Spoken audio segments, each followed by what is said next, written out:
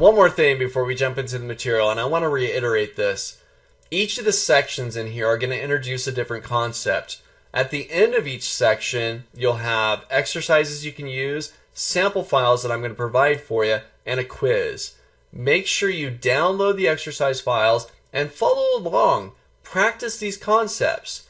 Taking a video course is great. You got something visual. You got a professional giving you the training.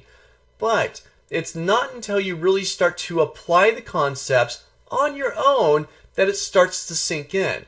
The quicker that you can do this, the better off you're going to be. Otherwise, a few weeks later has gone by and you haven't done anything, you're going to forget the material. So pay attention as I take you through the steps, but also download the files, download the samples, the exercise files, and go through them.